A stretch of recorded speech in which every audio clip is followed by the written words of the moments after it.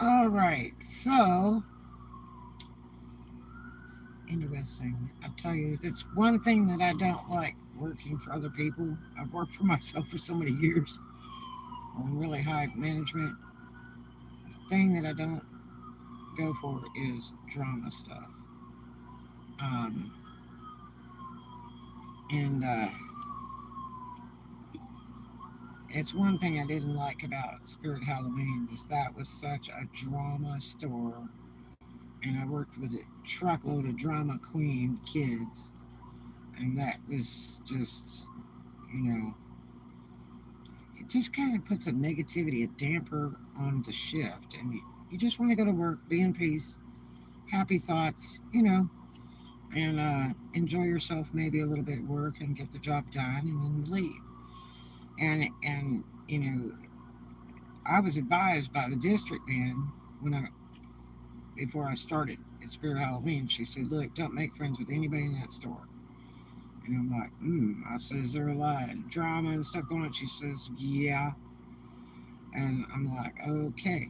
So, I mean, that's like fair warning. You're walking into a problem right off the top. But at least she was honest. And it was really bad. Really, really bad. And so, I just didn't like make friends with anybody. I just kind of stayed to myself. And they weren't friendly anyway over there. Nobody said, "Hi, I'm so and so," and nobody wore a name tag except for me. And I was given orders you had to wear, the apron and the name tag and all that junk. And so I looked like the only one working, and all the customers come to me. Um, so, I just really just stayed to myself, didn't want to get in any conversation, and worked really hard.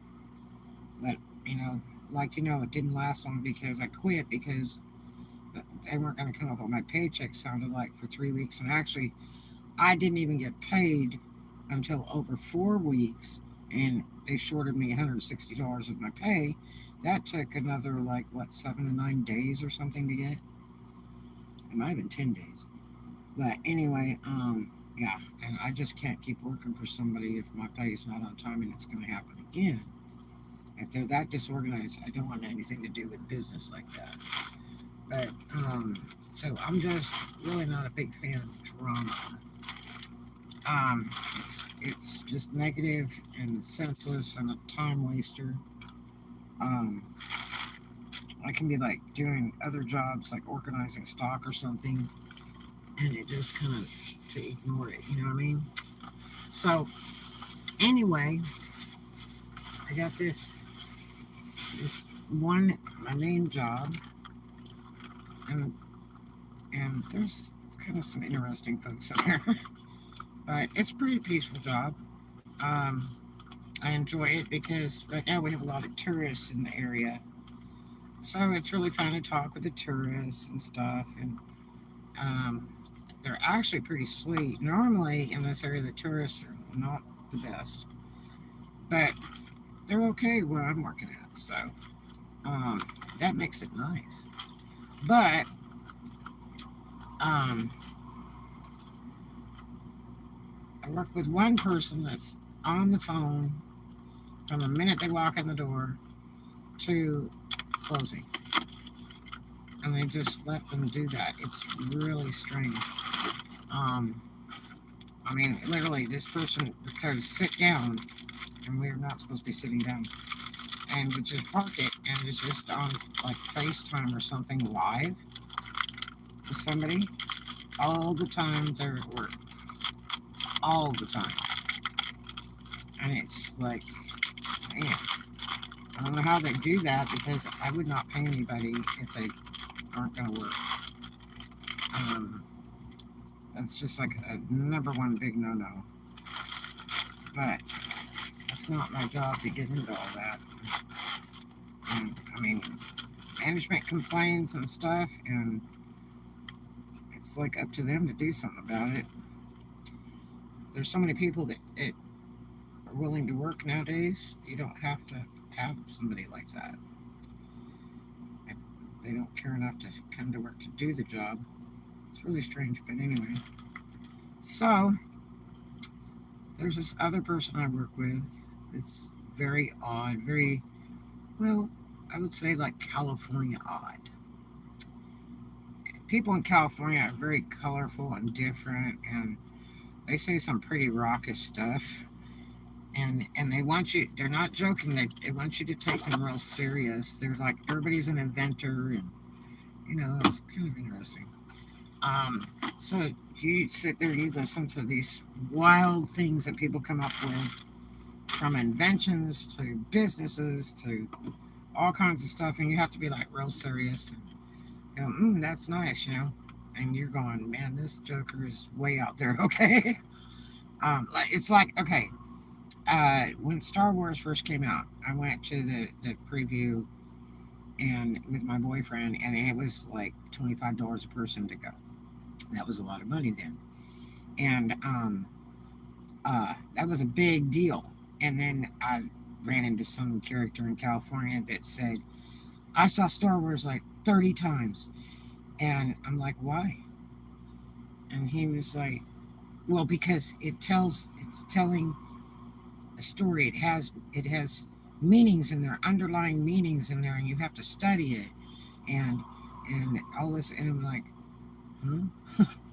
And this guy was a firm believer that Star Wars really had a whole nother meaning than what it was.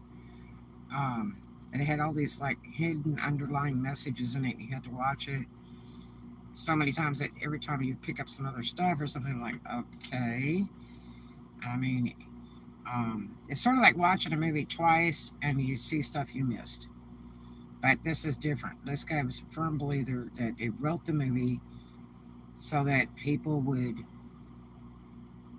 maybe catch these underlying secret messages or something in the movie. I don't know. And so you can't laugh at these people when they talk like that. You have to go, oh, I see, and it's just really interesting. You just go, So it's real different in California. Everybody's kind of a character, and so anyway, I work with a guy that's kind of like that, and he he comes off with some weird raucous stuff, and you just kind of go, and it's kind of like the borderline of violence and sexual attraction. Is kind of weird. And I just kind of stand there going, wow, okay, you know, and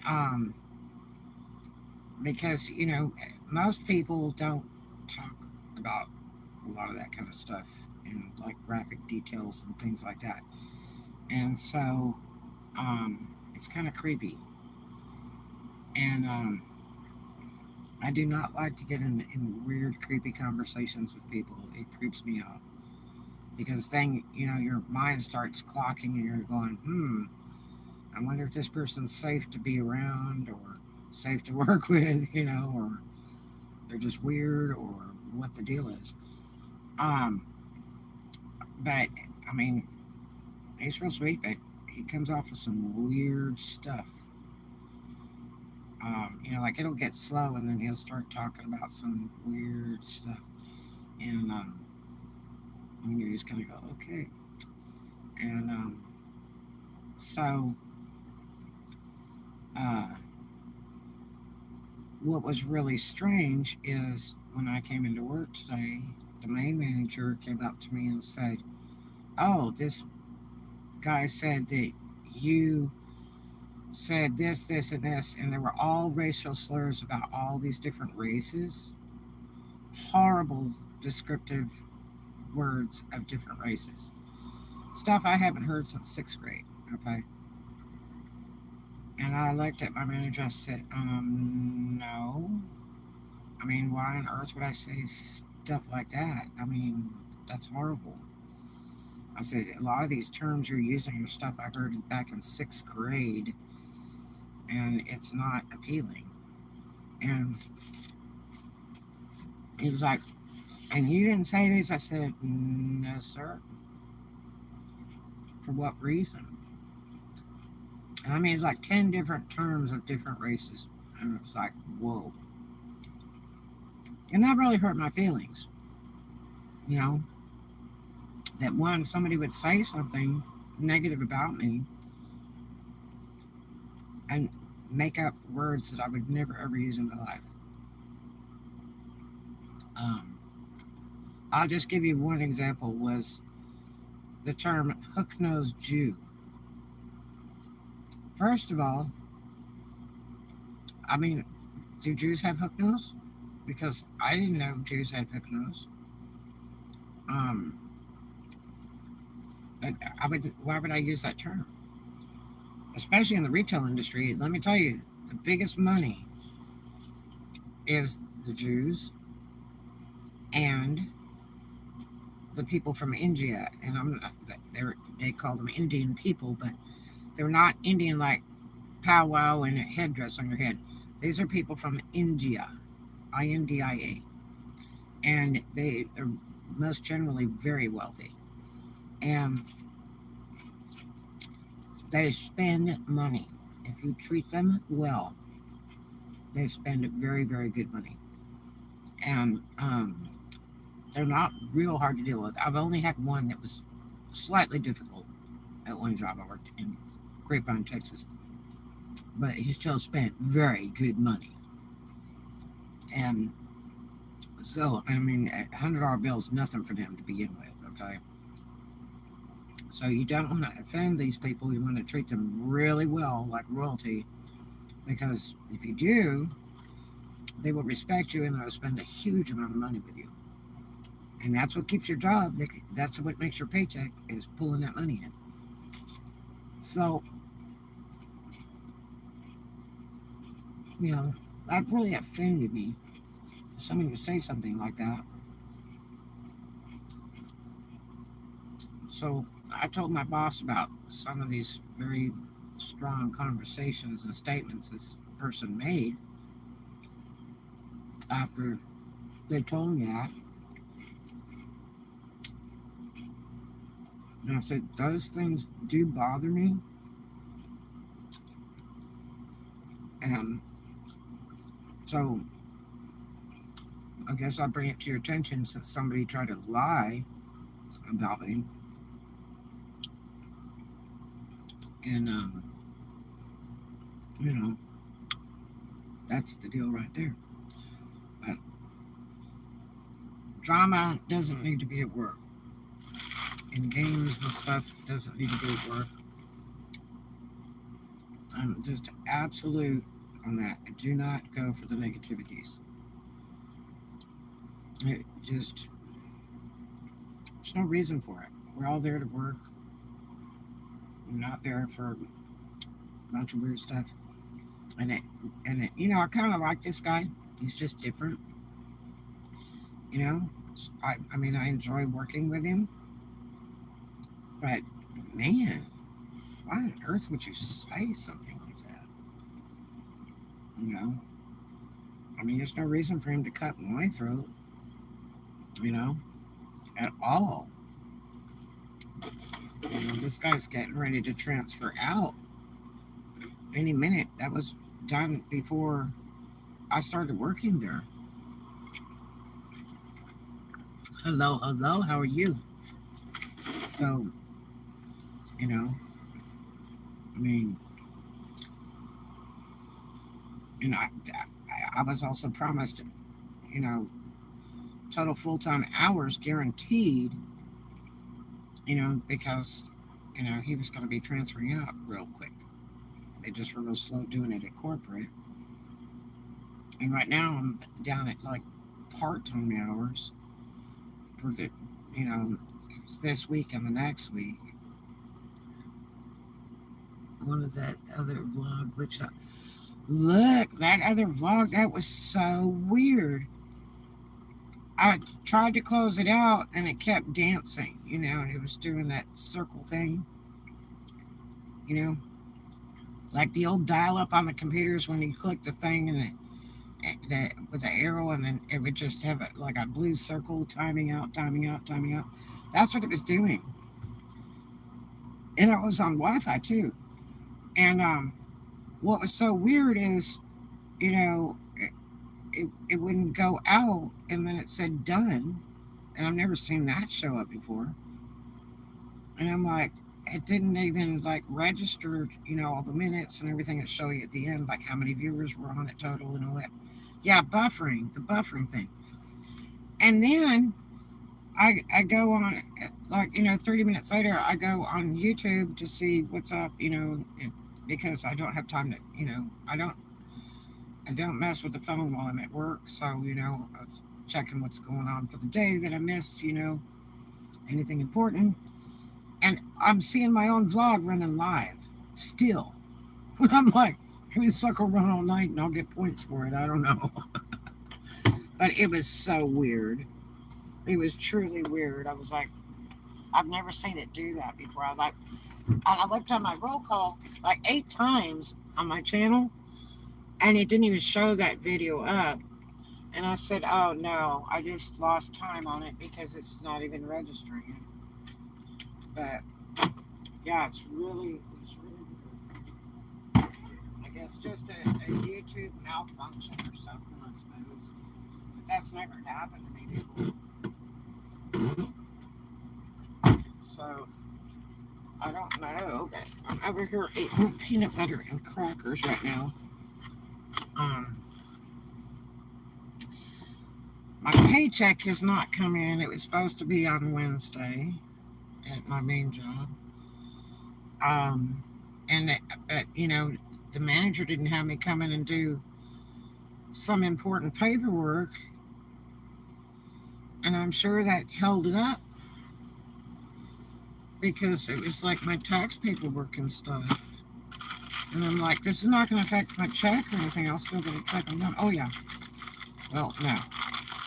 I got no pay. It was supposed to be in Wednesday. Everybody else got their pay. Thank you for the thumbs up. And so then they said, oh, they're going to mail yours separate. Well, it's still not there. And then they've told me twice, like, it might be till Monday. And I'm like, no. Because I've got 2 storages due since the 1st. And on Monday the 5th, I'm going to pay about $200 in late fees. The first set of late fees. And I'm not happy about that. And I can't even overdraft because I've already overdrafted 2 times just to cover the other storage. And I need to deposit my payroll check so it will cover it and clear it out. And then if I have to overdraft again, I'll be able to do it. But at this point, I can overdraft nothing. So I'm not happy about it. I told them today, I said, well, can you just give me cash, and then when the check arrives, I'll just sign it to you. They said, well, no, they won't really let us do that. And I was like, Monday. And I said, well, where are they shipping it? Are they shipping it to the store? It's like, yeah. They said they shipped it FedEx overnight. So I don't know what's happened, but they tracked it today, and it was sitting in Fort Walton. So I don't know. Usually when you do overnight stuff like that, it has to be signed for and everything, or they get a refund if it's not on time. So I'm wondering, when they exactly ship that bugger out. So, and then see, it has to go in my bank. I have a really bad bank, Regions. And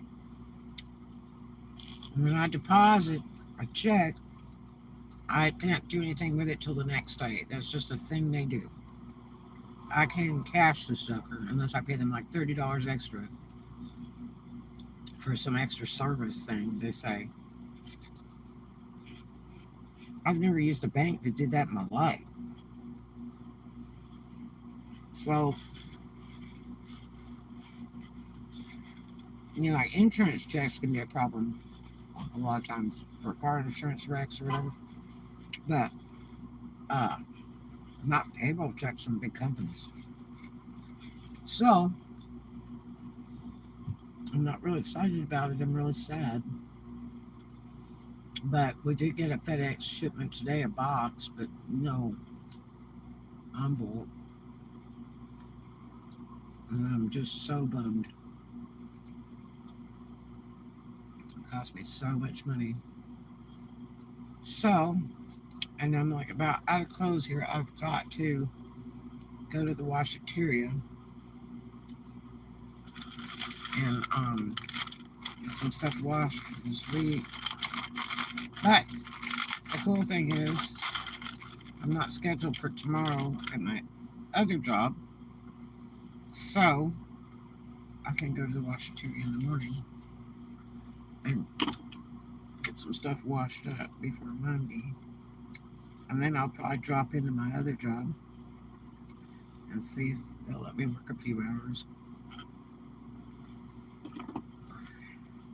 I went and I organized a bunch of health and beauty stuff, like nail polish and all that, put it in colorization. It was such a mess. And they had it all mixed them up. And I redid the pegboards and had to sort all the colors out and doing the colorization and everything. I started the next day I went in, this older lady was like reorganizing everything. I'm like, oh, mother of God. And so I went by there tonight to go say hi. When I got off from my main job. I'm talking to a buddy of mine, this manager there. I knew before I worked there. And I said, man, I was so bummed because I was sorting out that section, which I hadn't got it all done. I mean, it really is bad. And so she said, oh, yeah, you're not supposed to touch that. The manager was mad about it, the main manager. And I'm like, why? She said, she told you not to do that section. I said, no, she never told me that. And she said, well, that older lady, that's just like her thing she does. And I said, really? She says, yeah, that's all she does in this whole store. She sits in place with that for hours. And it looks terrible, but they just let her do it. And so, I mean, that one job, they do hire a lot of, how do you say, defective people that, a little bit mentally challenged or real elderly or whatever. And so I guess they just let her play with that because it makes her happy. I don't know. But they never told me about that. So it would have been nice if they did. Because I don't want to rain on anybody's parade. If I was older like that, kind of messed up, I would hope they'd be nice to me like that too, right? That made my whole day just doing that, right? So it's not really part of the job, it's just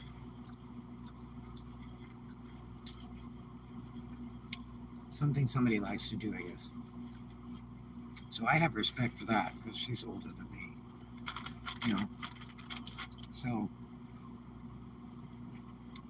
but yeah, so anyway, that was kind of interesting. But other than that, I work with a really cool crew on my other side job. I really do. They're all pretty neat. But I mean, we don't really, visit around a lot. We might take a 5-minute break together, and step outside and hang out for a minute or whatever. But we're all very nice to each other, and we don't talk about bad, negative things, and we laugh and stuff like that. Just nice stuff. So it's pretty neat. I like it. Okay. It's just so hard to work for other people. I'm so used to working for myself. I don't have to put up with any drama or surprises if I work for myself too much, So, yep. But I've had nothing on internet sales this week. And that's bad for December. Oh, man. But I haven't really had time to list any new stuff because I have a bunch of stuff that has to be listed. Tons and tons. to get it sold out of the storages and that. I don't want to buy any other stuff. I just want to run out what I got. I can reduce. But, especially when I get ready to move it all again. Whew. But, I miss the storage auctions terrible. Boy, I make so much money on those. But I just haven't been able to do that lately. And right now, working these 2 jobs, I mean, I'm working every single day. And I've done as much as 14 hours in one day, and it's just about tore me up the other night. I was so exhausted. Those are both stand-up jobs, you know what I mean? No sitting at all. But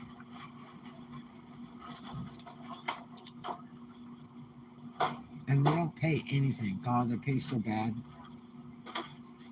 And now I've got at least 25 people that have researched my resume. I didn't know they could do that. But it's online and they've researched my resume and they're sending me messages all the time for jobs.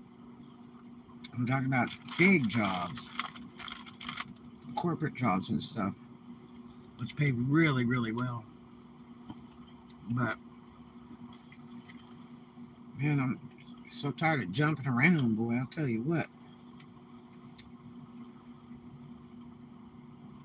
It'd be nice if I could get something that was just, you know, one straight good paying job and just deal with that, you know, 4 or 5 days a week. But,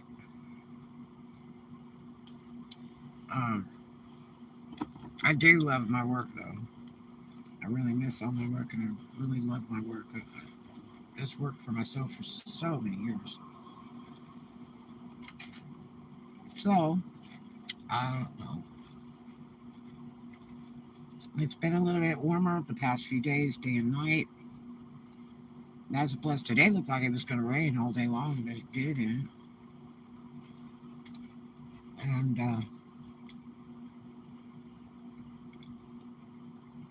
I finally made it to the gym to take a bath. Oh my gosh.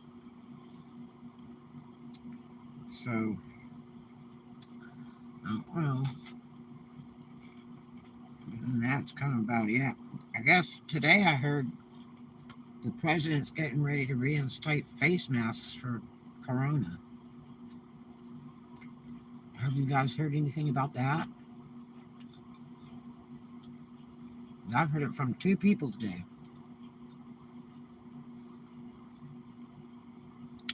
And guess what? I got a bunch of face masks that I sewed during the pandemic that need to be sold.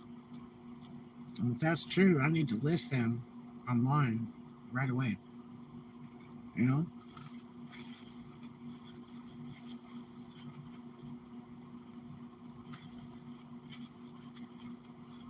Yeah, I heard it today. Oh yeah, I love to do storage auctions. Well, first of all, they're so cheap around here. And I just walked out at another place that's selling them really, really cheap. Really cheap. But their rent's kind of high. And the problem is that now that I've reduced a lot of my storage and compacted it, I really don't have room to keep any stuff while I'm selling it off. So I would probably have to rent the unit. And I'm really not interested in spending any more storage money, especially right now. You know, if I got everything caught up and paid off on storages, you know, all that stuff, then I wouldn't mind doing it because I have free money. But right now I'm like severely behind because I overdrafted twice this last week just so I'd have gas and a little money to maybe get a bite to eat here and there. And to cover that one storage that they had that all screwed up. I have a storage that in like 4 months' time started like at 145 or something, and then all of a sudden it's $240 with no late fees. And it's like, what? And they're trying to tell me it's inflation. I'm like, I've never heard of a storage company raising the rents in less than a year. It's just odd. So, I don't know. But, don't you guys have a good day today? Got any cool good news that you've done? I'm just glad the weather's kind of peacefuling out and we're getting a little bit more mild instead of like treacherous winter or extreme summer. That's one thing of being a nomad, man. That weather is so hard to deal with. But other than that,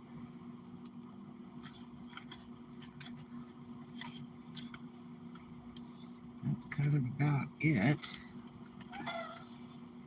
Um,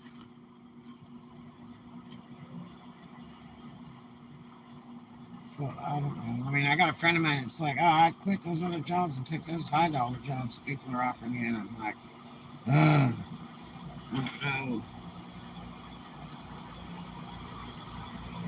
Especially my stupid job, it's fairly easy because it's just a stupid job. Anybody can do it, and it's peaceful. You know,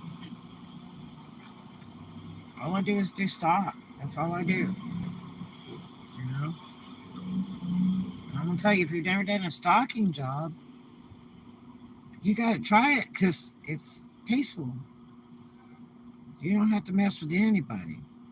You just kind of do your own thing, and you know, roll a cart out on the floor and start unboxing stuff and putting it nice and neat in the shelves, and then and then do collapse your little boxes so that it can go into compactor or whatever they put it at, and that's all you do, you know, and it's really peaceful.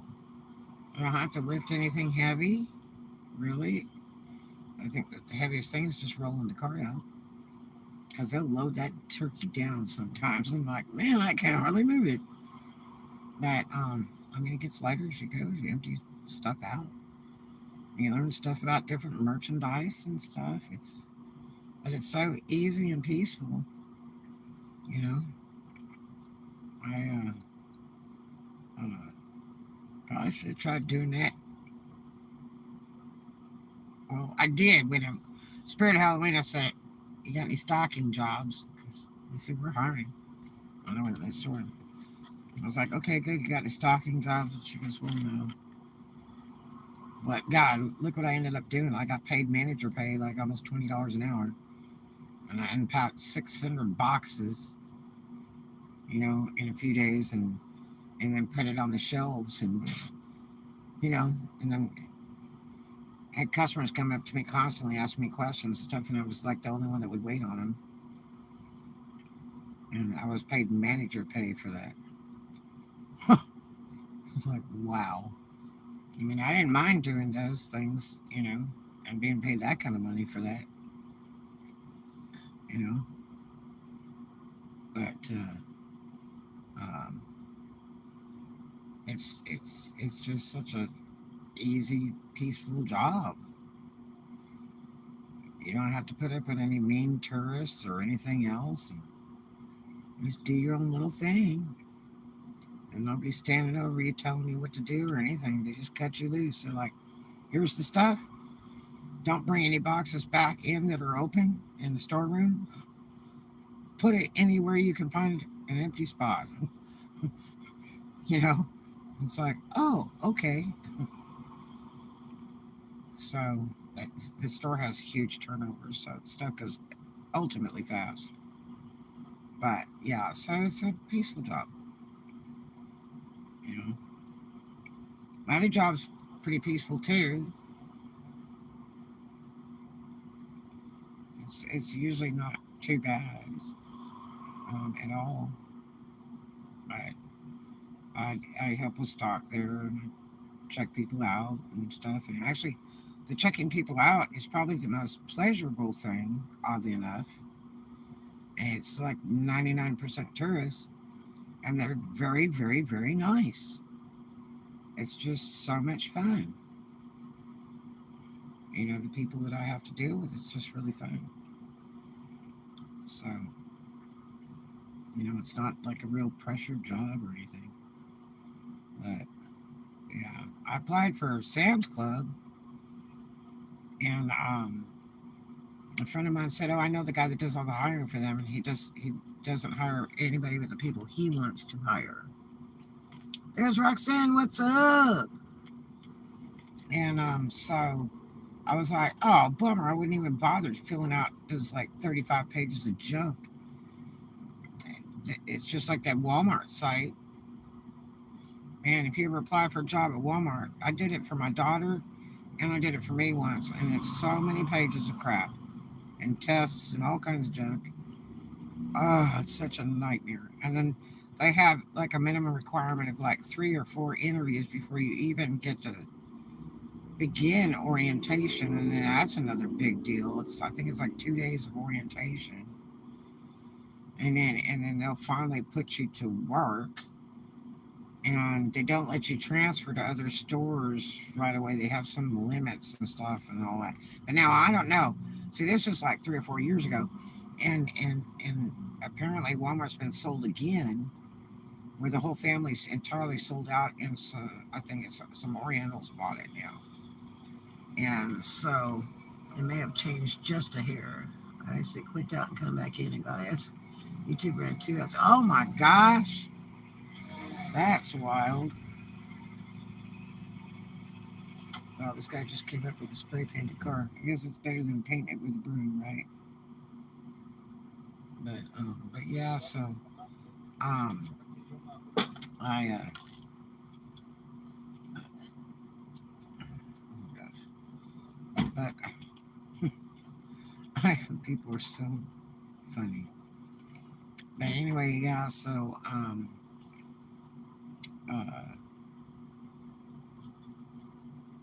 I'm just glad it didn't work tonight. Nice beer. Yeah. Um, I was reading your guys' comments there. It only comes up for about 2 seconds and then it disappears. Um, but yeah, so it's. I could have worked a few hours at my second job tonight, and they wanted me to. Oh, they sure did. And uh, I was like really not feeling like it. I said I could come and do an hour to help you guys out. But that's better. I'm like, nah. I wanted to, but man, I've been in so much pain with my knees and my legs being on my feet all the time. And no, you want to talk about funny? Last night I was doing that vlog, and it was still going even after I ended the vlog. It was still going like hours later. Still on YouTube saying live. And I was like, I wonder what happens to that. It was so weird. But I would love to do the 24-hour lives. There's people that they run these 24-hour lives where they just point the thing out the window of their house and it's viewing the beach or an alleyway or whatever, and they just run it. And man, you get the views, man. You get the views. But, but yeah, so I guess. Oh, did you guys hear about this? I don't know if you're familiar with Adventures with Purpose, which I became a very avid viewer until they got to drama. They were really getting extreme, like, some real acting and junk.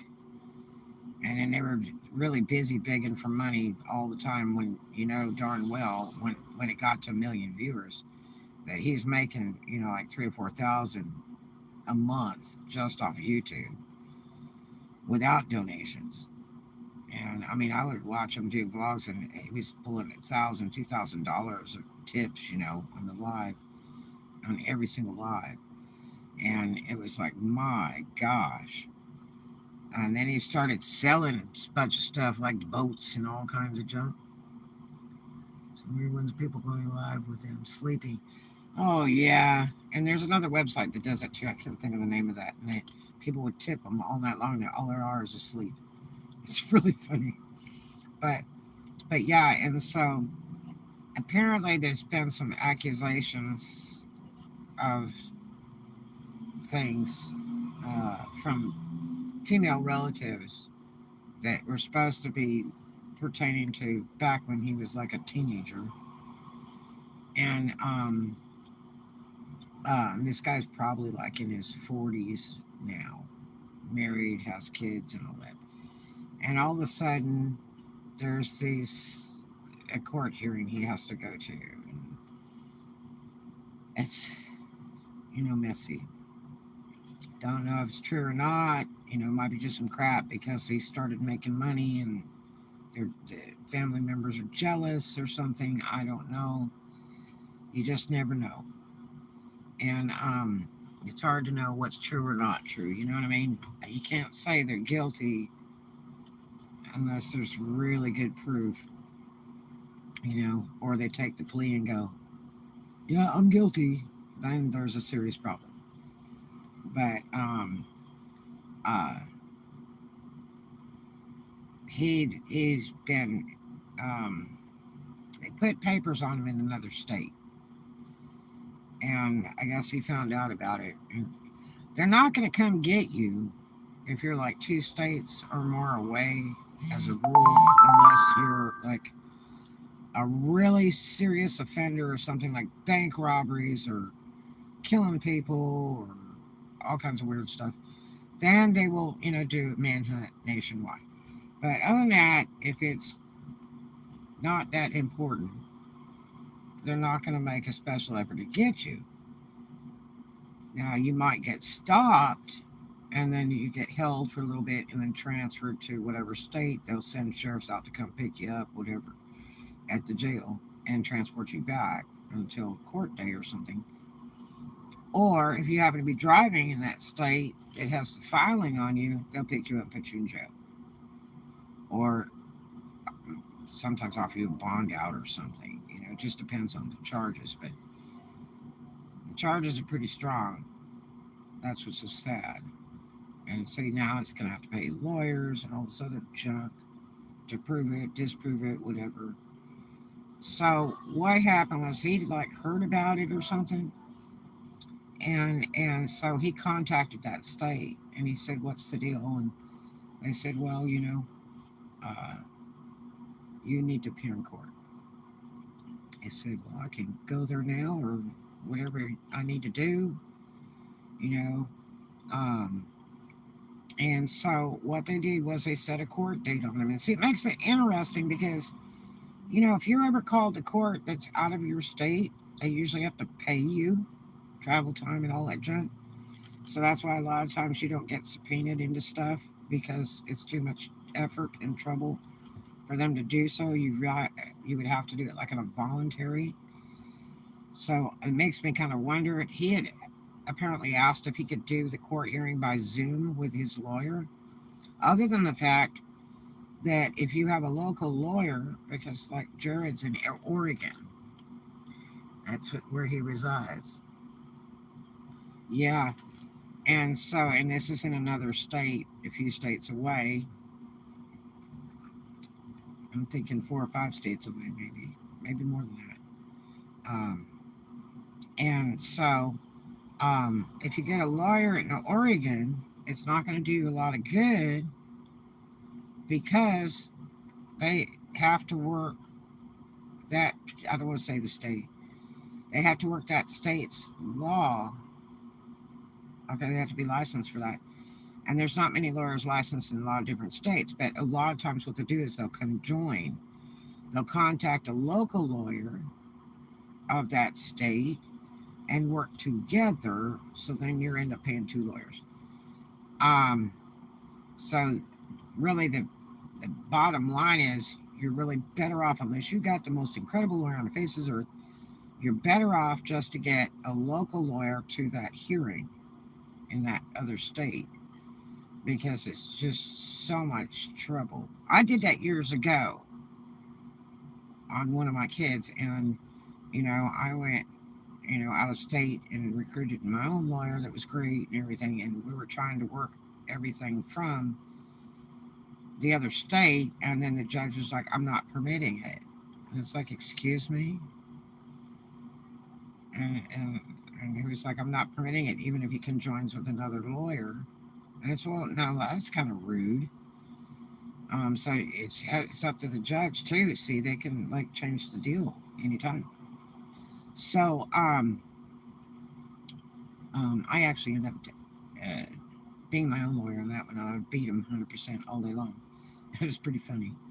Um, but I had two lawyers shake my hand and go, "You make a fine lawyer." And I said, "I have no law education. I just studied law stuff in the law library in a real short period of time." I gave him my best shot, man. But anyway, so yeah, he's got some serious stuff going on here. And so the hearing was supposed to be like the last day of November.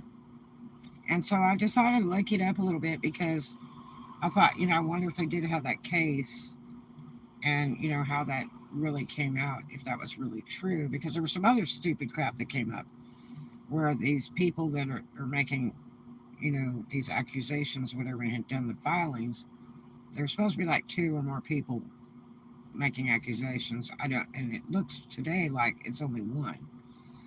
Um, but I mean, a bunch of YouTubers jumped in on there and started talking poop, and it's like you have to be so careful getting into these legal things, like the Watts thing and all these other stuff, because you have to know what you can say and what you can't say, and you have to be very careful of defamation of character.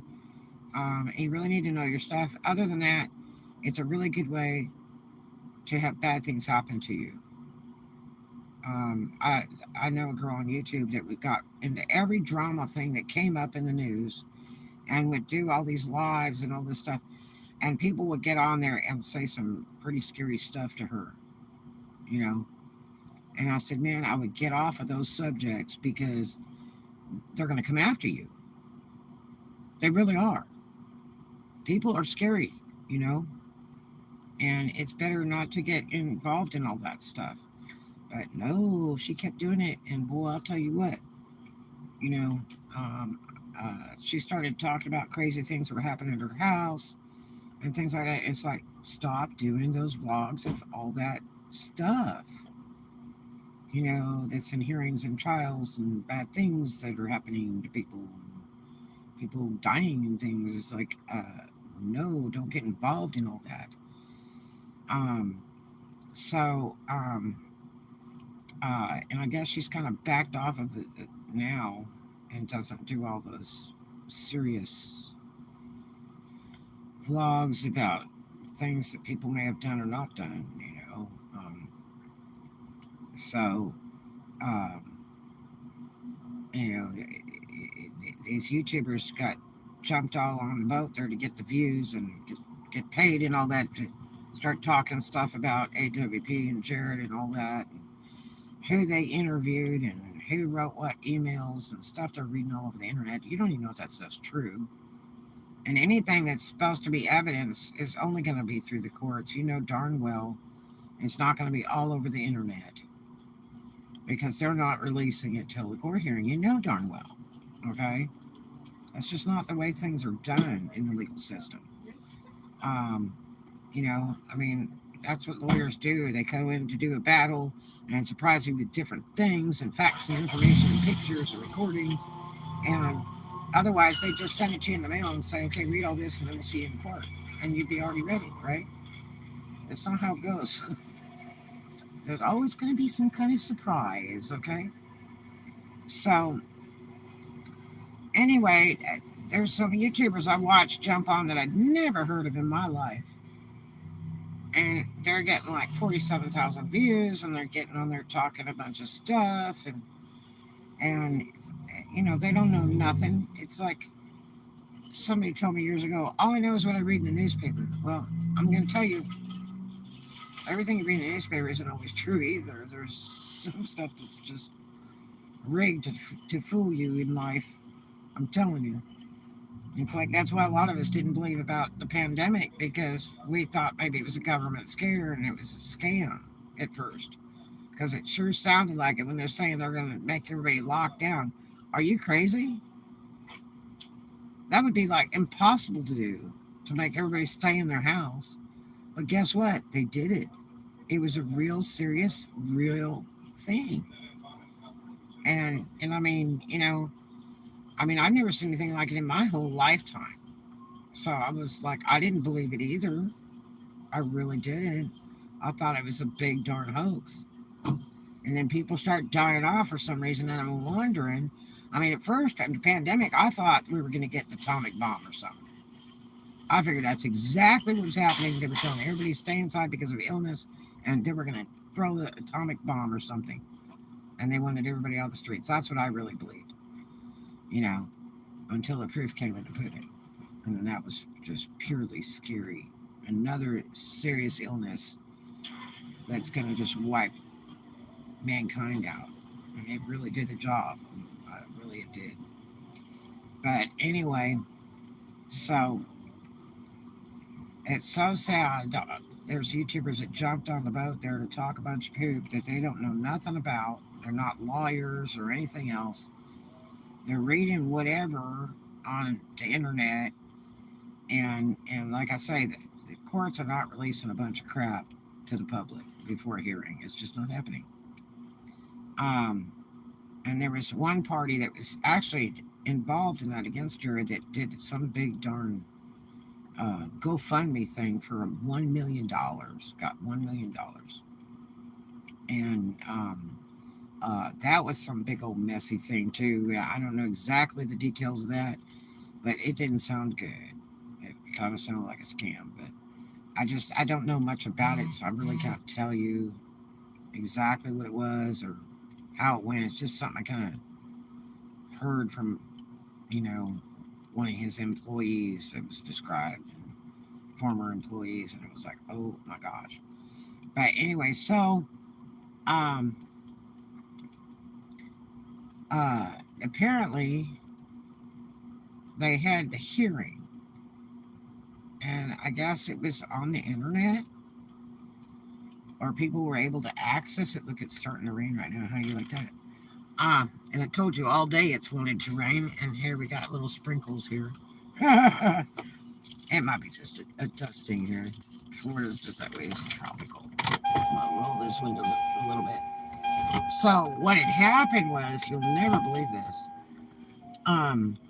that they did the hearing on the internet. Now, a lot of this hearing stuff you can't even access on the internet, and you have to be really careful trying to do a YouTube live streaming on that because I believe there's some federal charges you could get if you try to live stream a hearing.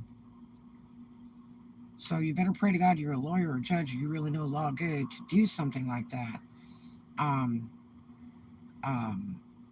not sure if that was a closed hearing or not. It may have been a closed hearing, but there's like 4 YouTubers that jumped on that boat there and did it through their lives on YouTube.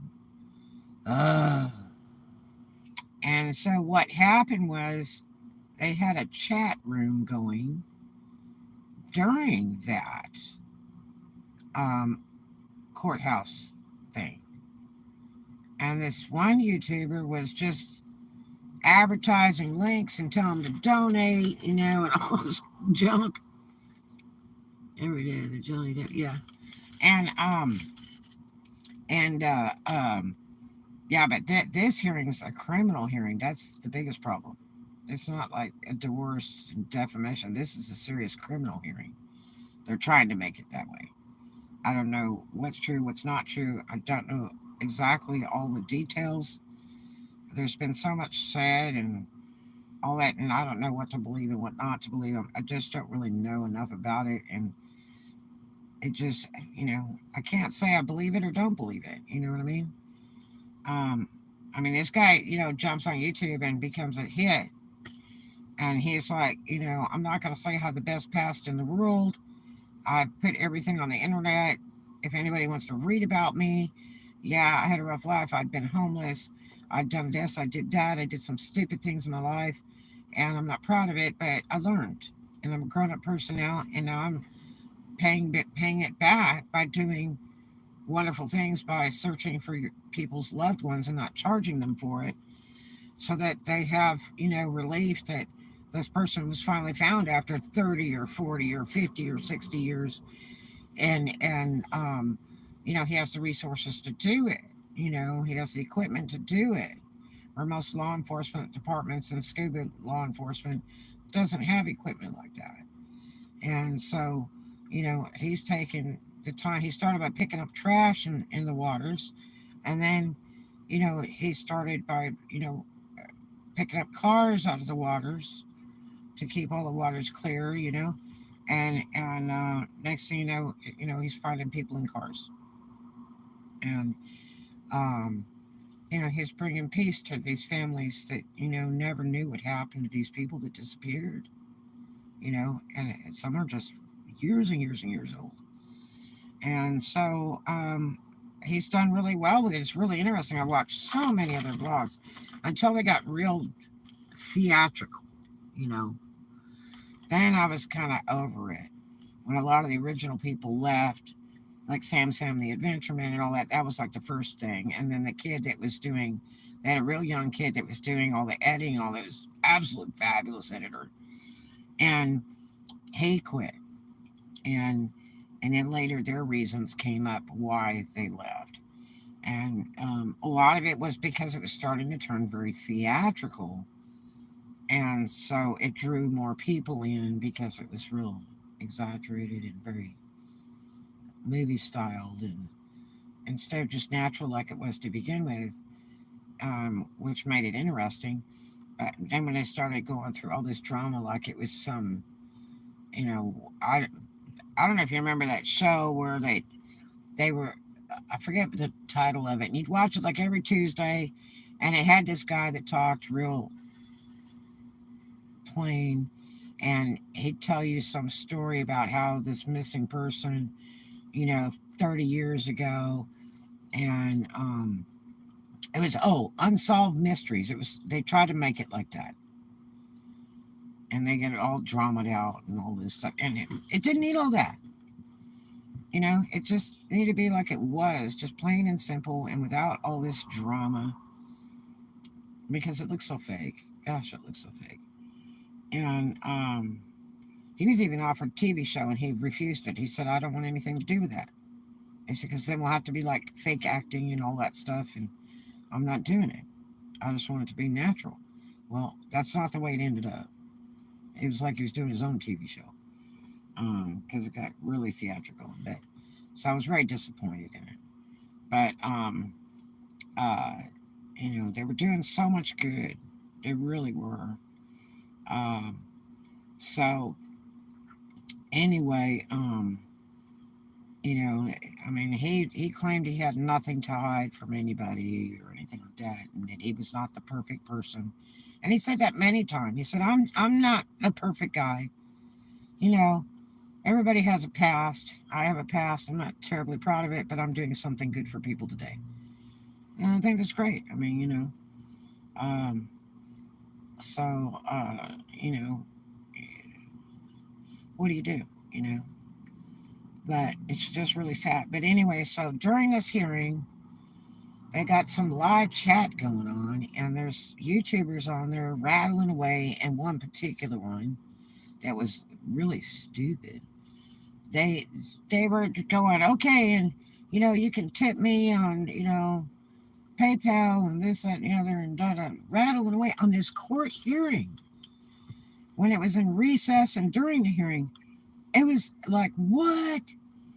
And now I didn't watch the hearing. I saw some rerun stuff and heard some rerun stuff about it, and that's not cool. And so they had 3 or 4 YouTubers on there that were trying to do it. Yeah, it was bad, really bad. I was watching one this morning of a YouTuber, older dude, retired from, I'll say, a government job. Okay, and I watched part of this live that he so-called did for that hearing, and he had a thing in his ear. You know, one of those Frankenstein plastic things in their ear thing, like when you're like talking on the phone or something. And then he was doing his YouTube live at the same time, and he was like going back and forth, going, "Okay, so I'm listening to this and da da," and I mean, and so I guess it was miking because he kept saying he kept hearing his voice back or something. So it was literally voicing into the court hearing. That's not a good thing.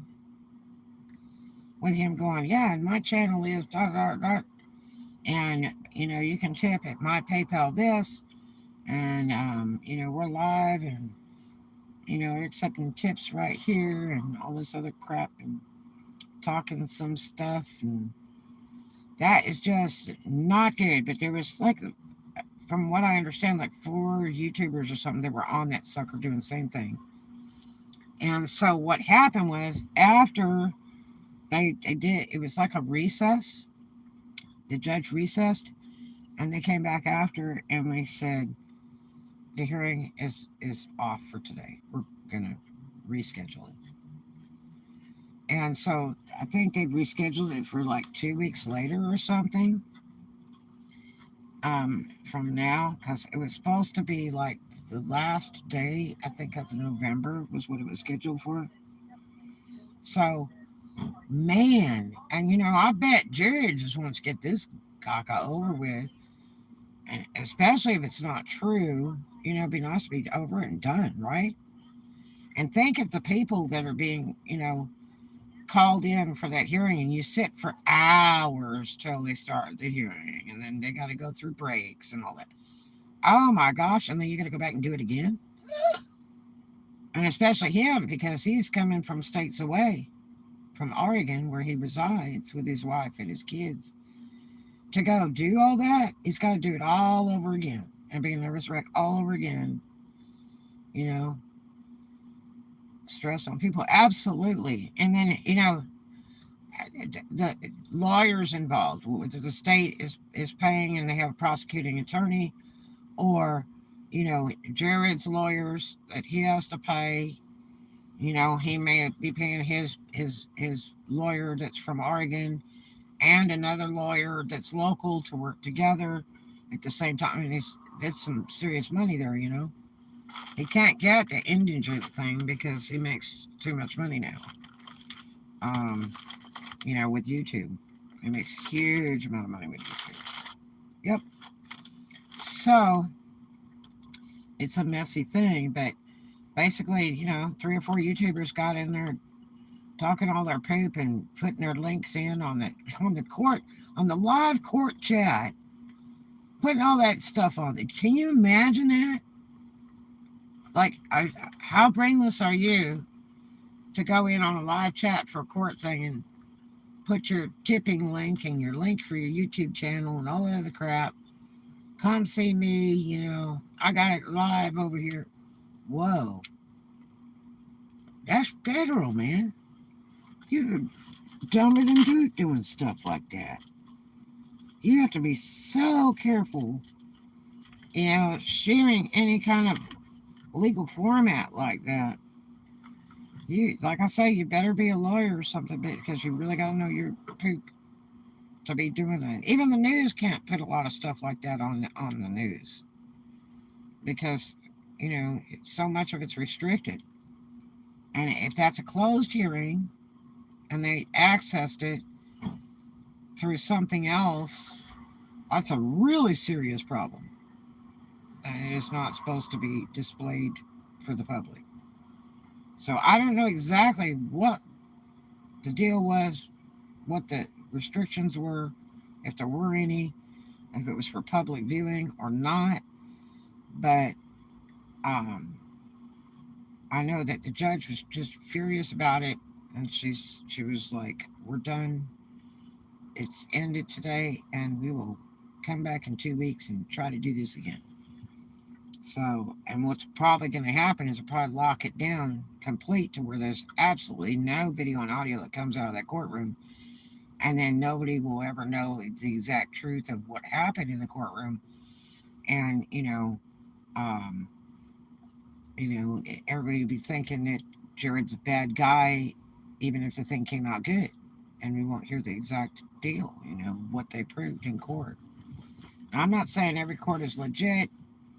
I'm not saying every court, always gets it right.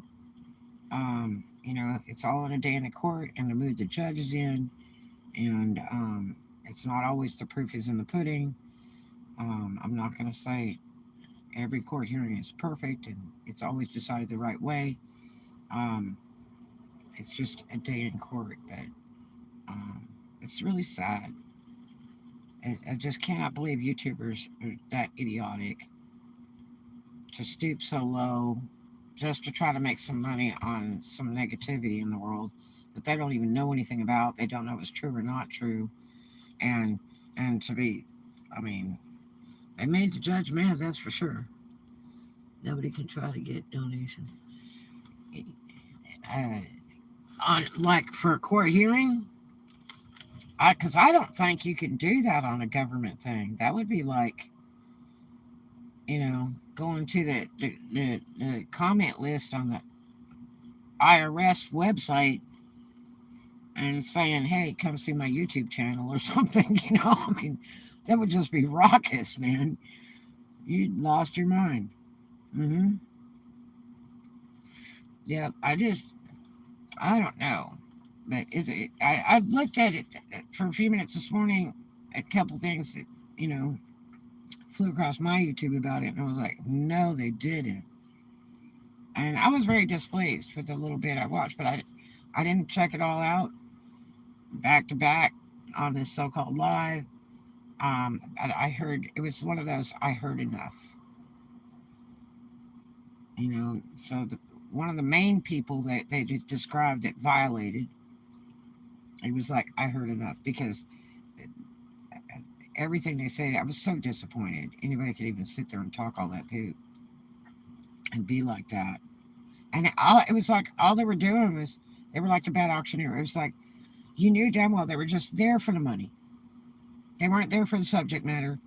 They were just hustling people to watch this live and get tips.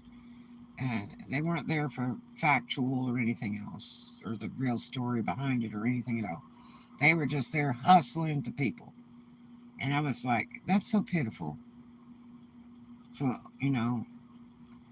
I it's like one of the guys that worked for Jared had said right in the beginning when everybody started doing their vlogs about I had nothing to do with it. I never heard any discussion about it from Jared.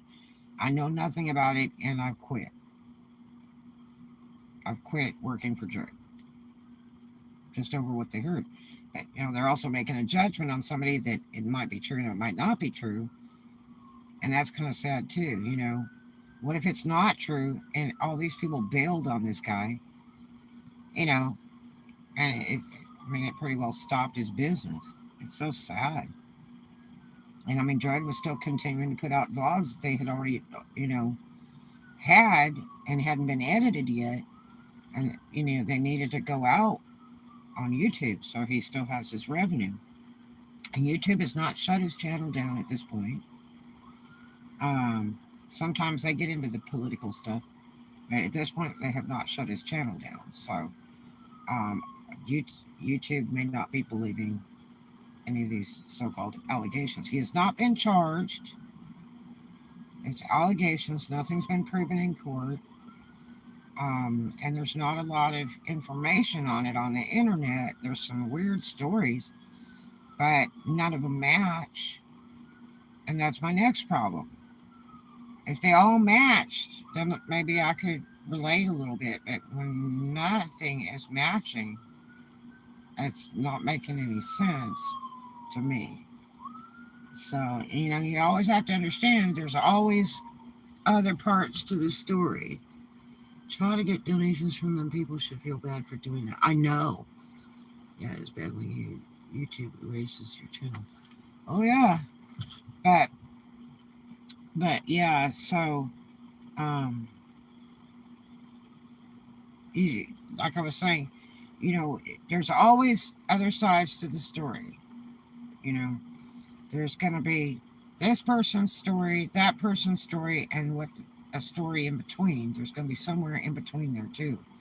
And so that's why it's hard to make a judgment unless you have all of those aspects, because you might be very surprised what you learn. It's sort of like seeing a husband and wife fight. And you walk in and the guy is clocking her with a beer bottle. And you're going, oh my gosh, this is terrible, and da da da. But guess what? Then you find out later, well, she put a shotgun down his throat and threatened to kill him. Okay? Uh, you didn't know that when you walked in the door and saw him trying to clock her with a beer bottle, right? So there's all different parts of that story, and it's better if you know all of it and that in between before you try to really make a judgment theory on something. I promise you, every story doesn't just have one side. So, it's hard to say. I mean, like I say, it could be, one of these money making deals too, where they know he's making bank on YouTube and they're going to go after him because he has some money. Just like, you know, uh, entertainers. I mean, I'd love to mention just one who's deceased now, and but I'm not going to. But you'll see a lot of times in the entertainment industry, whether it be a singer, an actor, whatever, and all of a sudden somebody steps up to the plate and says, "Oh my gosh, they did something to me," or whatever, and now it's a multi-million-dollar lawsuit, and it's like 20 years later, you know, and then they end up because the publicity is so bad and is ruining them, and a lot of times puts them out of work. Then they settle out of court and they pay these people millions of dollars just so they'll shut up. But it kind of lasts for a lot of years. It messes them up. Um, Here was Jerry Lee Lewis. Okay, Jerry Lee Lewis married his cousin and married her twice. Sure did. Married her when she was real young. She was a teenager, and then married her again years later. Went back and remarried her, and they had children too. But let me tell you about Jerry Lee Lewis. He's out of Mississippi, and let me tell you about the South. In the South, and I'm talking even way back, years and years and years and years ago. In the South, if you were a female and you were 15 years old and you were not married, you were basically considered an old maid. And I'm talking since way back, like my grandmothers and great grandmothers and stuff. Okay, and like in the 1800s. I mean, that's just an atypical thing in the South.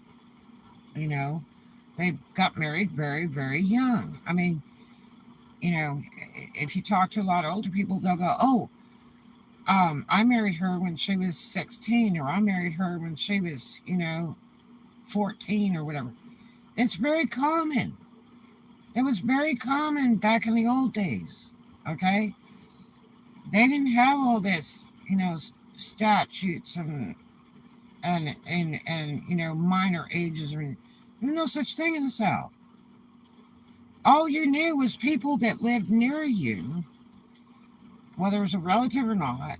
Um, there was a lot of that stuff going on too.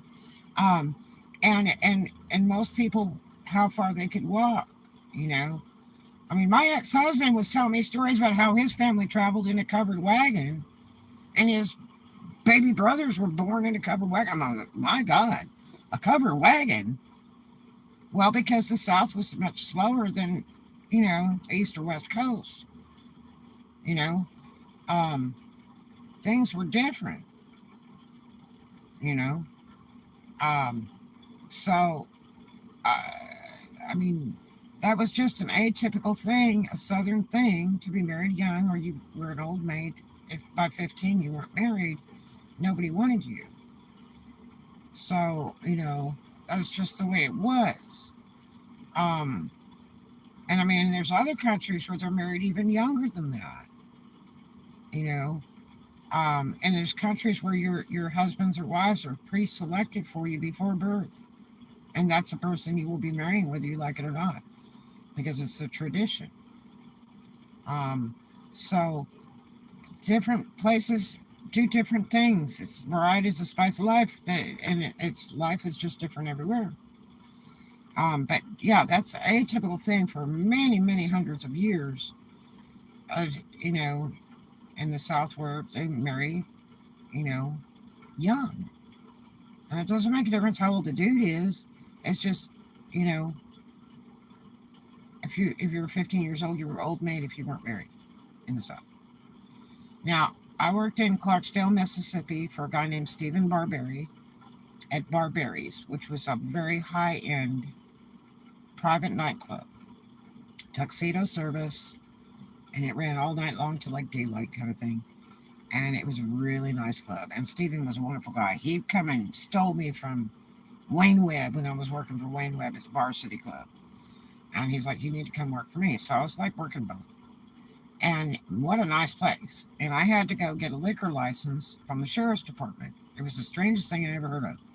They're like, yeah, if you want to serve liquor, you got to go get your liquor license. I said, excuse me?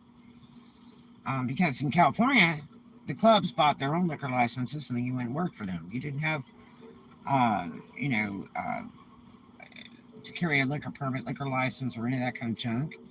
Um, uh, we didn't have, um, what do you call it? We're the construction workers, a union. We weren't unionized or anything like that. You were just a bartender, waitress, whatever you went to work. But in Mississippi, you had to go to sheriff's department, and then you go down there and they do your fingerprints and everything. You read all this stuff, and then you have to sign it to state that you will enforce the state laws and rules and regulations and all that crap in serving liquor.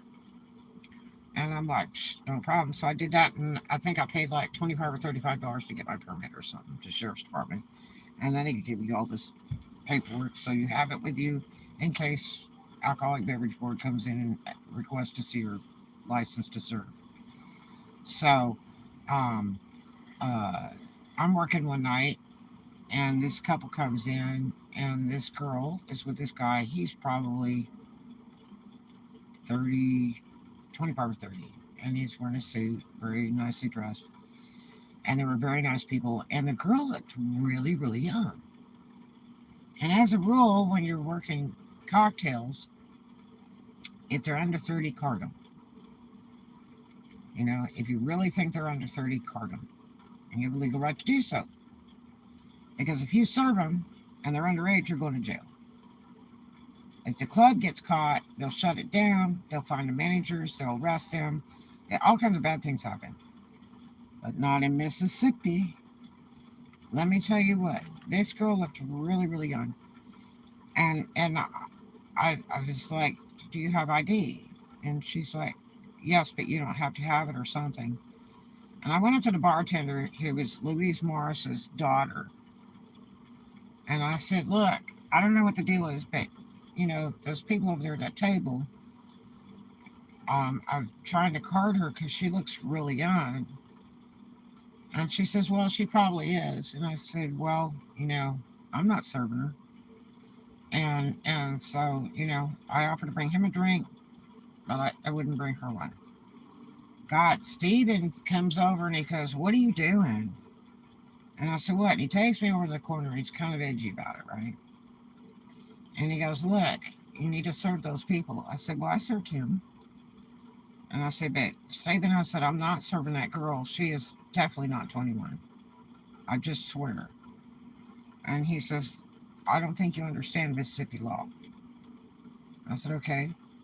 What is it? I don't know, because I've worked in food and beverage for a million years. Since I was underage and had fake ID. And I mean, I'm just not doing it. I just signed papers at the sheriff's department. I'm not going to jail. because like they have my fingerprints and everything. You know what I mean? So anyway, he said, look, the law in the state of Mississippi is if you are married and you are 12 or older and you're sitting with your husband, he is present in a cocktail lounge or dinner house that serves liquor, that you may drink as long as your husband is present, your spouse is present. And it's like, what? So this girl was like 12 or 13, married to this guy, and I was supposed to serve him. And do you know I still refused? I told Stephen, I said, I don't care if you fire me. I'm not serving a 12-year-old girl liquor. I'm not doing it. And he goes, well, it's the law. And he was so pissed off at me. And I can't remember. I may have got fired for that. But I refused. I wasn't doing it. And I made a lot of money at that club, and it's a very, very nice club. And you know, I always loved wearing my tuxedos at work, whether I was doing banquets or whatever. But I just wouldn't. I refused. Well, thank you.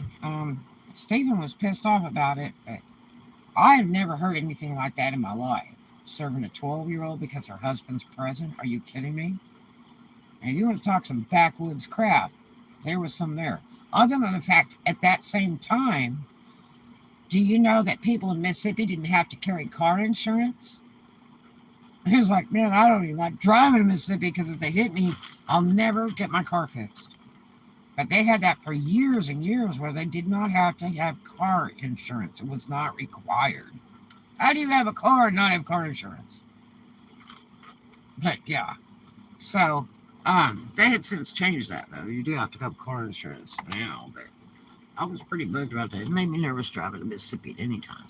But yeah, so I mean, I don't care if it was law or not. I better see it like in writing because I didn't see anything like that when I had to read all that stuff at the sheriff's department. And I sure wasn't going to call them up and ask them.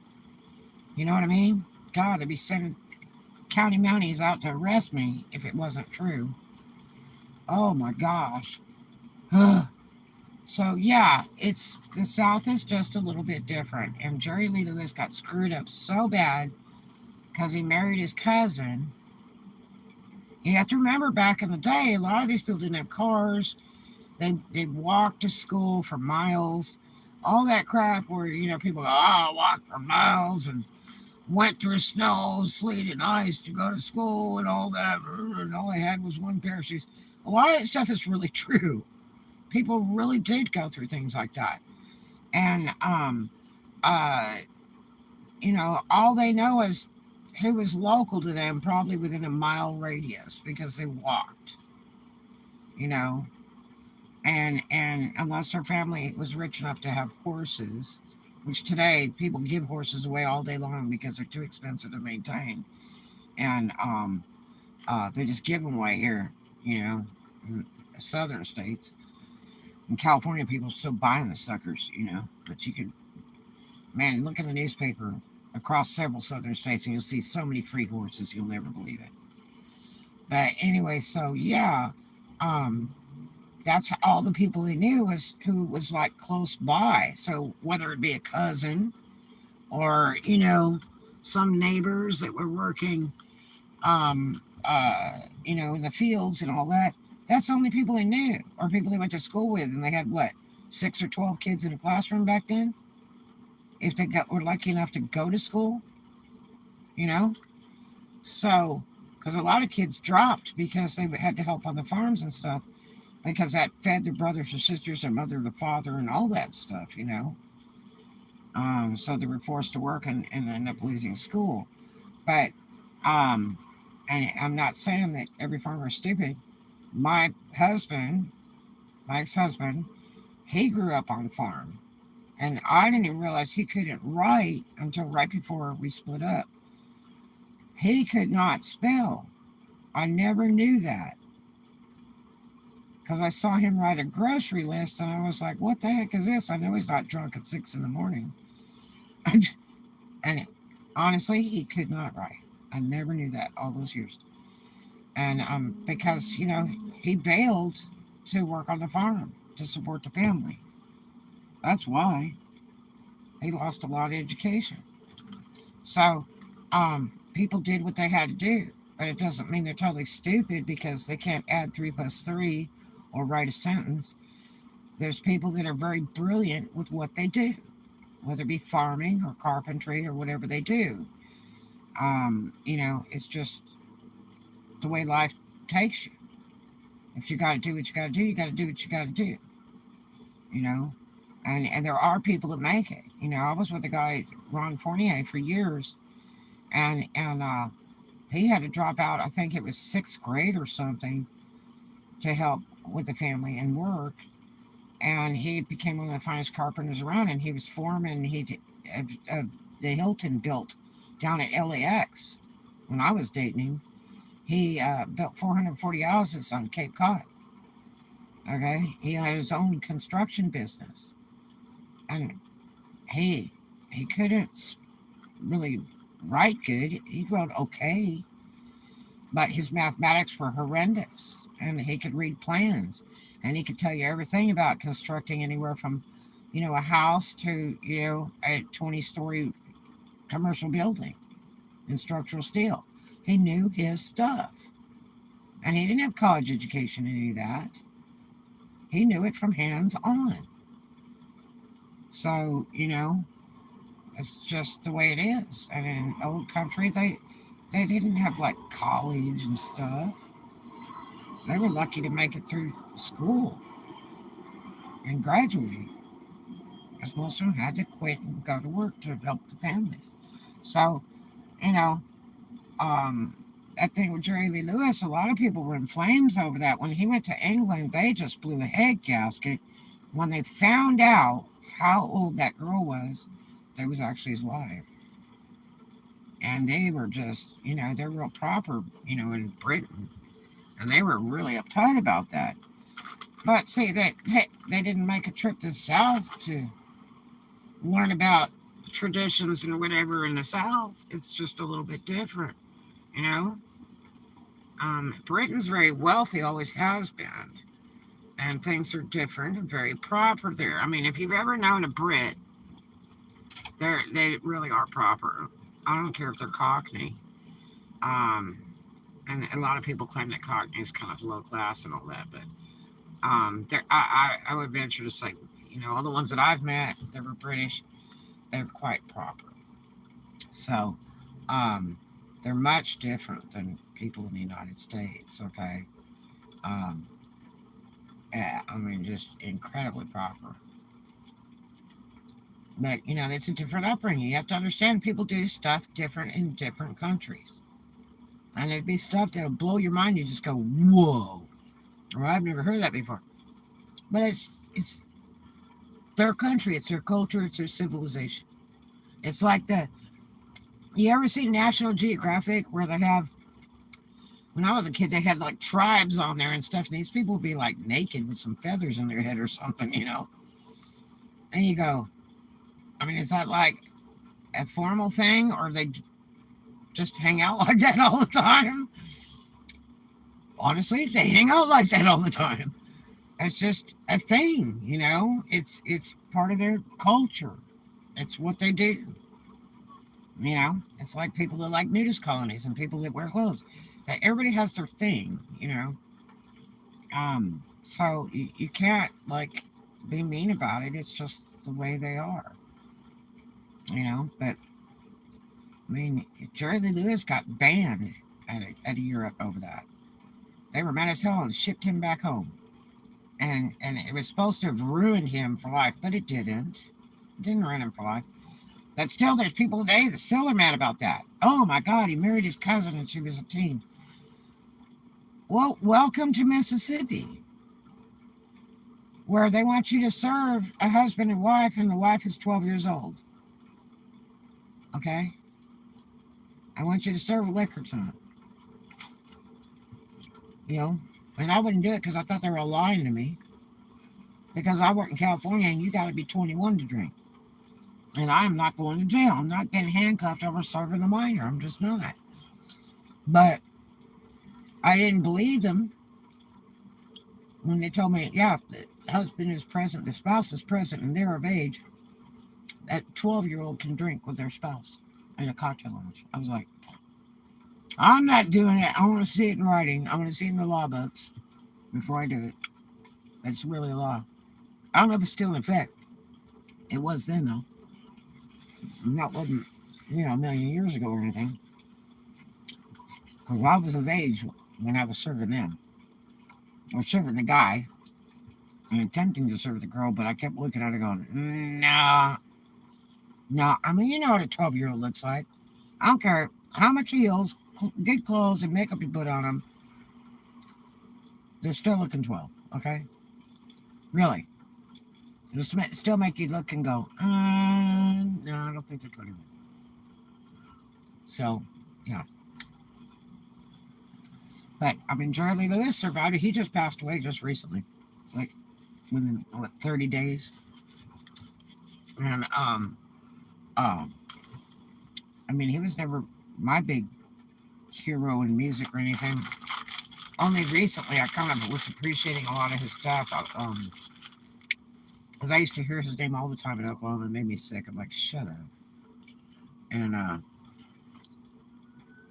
you can't fool Red. This is right. This is right.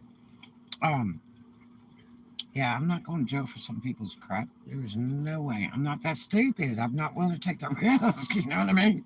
I've never been in jail in my life. Really don't care to go. Thank you. Not today, not tomorrow. But yeah, so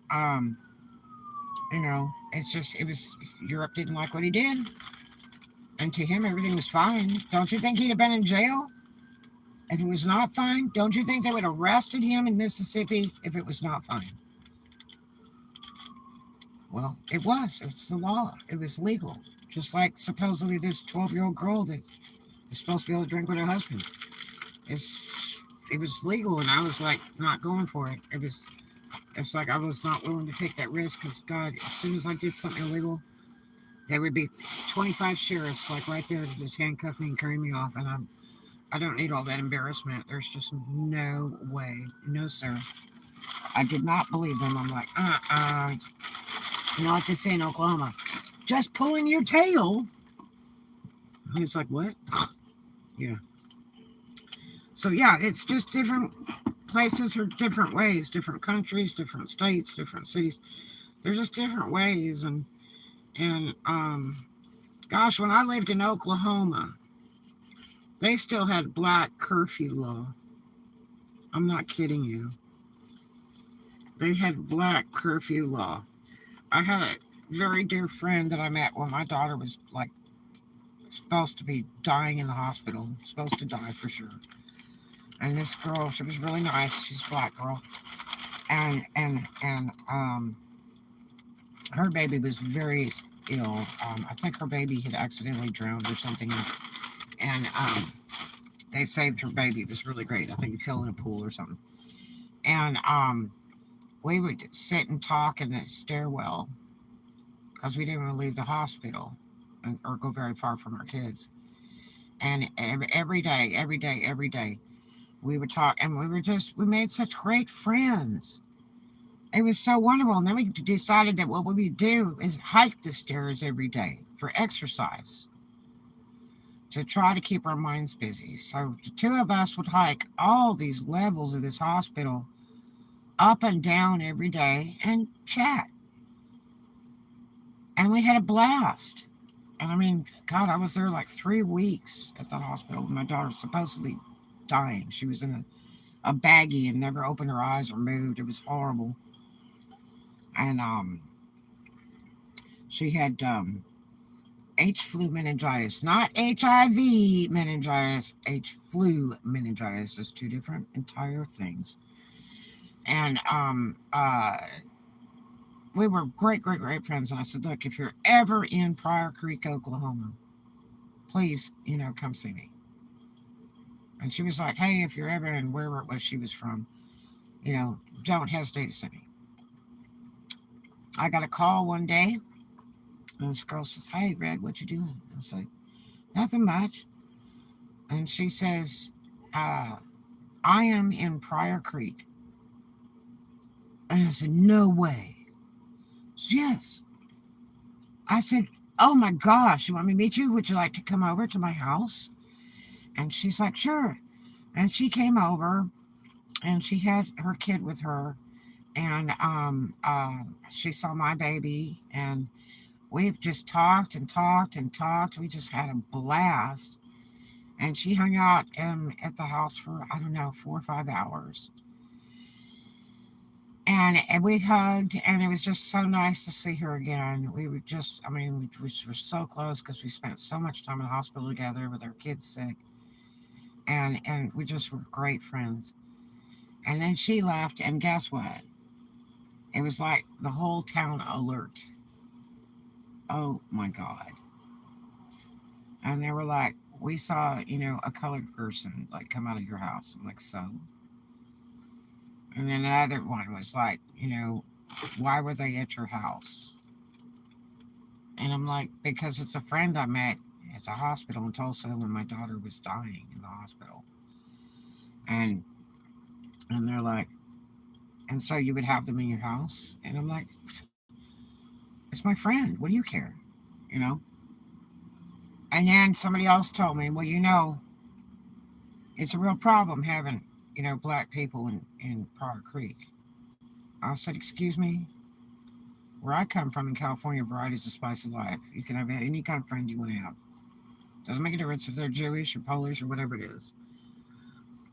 And oh yeah, I mean these people were like tripping me out, man. I'd never heard of such a thing. And so they said, yeah, we still have a law that's in effect that there's no black people to be on the streets after 7 p.m. or after nightfall, something like that. And I was like, excuse me? And they're like, yep. So I had asked a police officer one time, and I said, do they really still have a law for black people? They said, yep, sure do. And we enforce it. And so that explained a lot because there wasn't one black person lived in that town, that's for sure. And I was like, I don't even want to be here anymore. That was one of the main things that drove me away from that place. I'm like, I am so gone because that's just too weird. That's just too weird. Okay, I like all different kinds of people. I'm just that kind of person. As long as you're nice to me, I'm nice to you. I don't care if you're short. I don't care if you're tall. I don't care if you're fat. I don't care if you're ugly, if you're pretty, if you're medium pretty. I don't care if you wear an afro or you have big feet or long toes or you're gay and you have yellow fingernails and a boob job. I don't care. I do not care. Okay? As long as you're not like scary or creepy or something that makes me nervous, like you might be the mad killer. But I mean, it doesn't make a difference to me. I don't care if you're a guy and you wear pink every day. I don't care if you're a girl and you wear black every day. I don't care. I don't care if you like to wear army boots with a dress. It's your biz. I like you for who you are. Okay? All the rest of that doesn't matter. If you're nice to me, I will be nice to you. You know? And if you're my good friend, then I'll be your good friend. I mean, that's just all it is. Yeah, really. So, I try to love everybody. Everybody deserves that, you know? So, it's just, I just I cannot live in a town like that. They would even tell me some weird archaic crap like that. That's just wrong. That's just wrong, you know? So that was one of the main reasons I wanted to get the heck out of that place because that was total. I didn't want to be any part of anything like that. You know what I mean? I wanted to go to a real city with real people where I can get all different kinds of food, whether it be Oriental or, true Southern soul food or, Louisiana gumbo or, Mexican food, Thai food, Polish food. You know, I, you know, I didn't want to be in a place where they're judging people for what color they are or what race they are. Because, I mean, bottom line, if you cut us, we all bleed the same. I hate to break it to you. We all bleed the same. And that's just it. I grew up in California.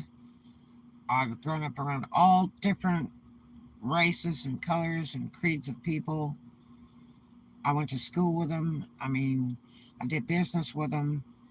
I worked with them, and it never really bothered me. I mean, it was just, I mean, it was just everyday life. I have friends that were married that were mixed couples, Chinese and black, black and white, you know, Thai and Mexican and Filipino with white. And I mean, who cares? You know, it's none of my business. You know, it's just variety. There's so many different kinds of people. And you learn so much from different people and different cultures. Um, you know, I learn something new every day about life and people. I don't know what I would do if I didn't learn something new every day. It would be such a bummer. It would be so boring, you know. But yeah, so I mean, that hurt my feelings so bad. I'm like, oh my god, my friend can't even come visit me again because they may arrest or do something bad. I mean, this is just terrible. What a stupid law. What a stupid town. So that's one of the main reasons I left. I had no use for a place like that, especially law enforcement back and stuff like that. Oh, please. Forget it. I don't have the time of day for that. Sorry. No, sir. Mm-mm. No, no, no. So, yeah, so, you know, I don't know. This guy's gonna just mess me up on YouTube. Playing that damn ghetto blaster stuff. Figure out what the heck this person is doing. I know you're not doing that. I'm gonna kill my YouTube.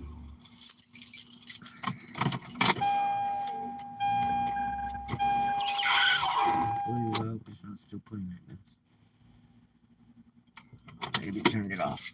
But anyway, but yeah, so there you have it. But I feel bad for Jared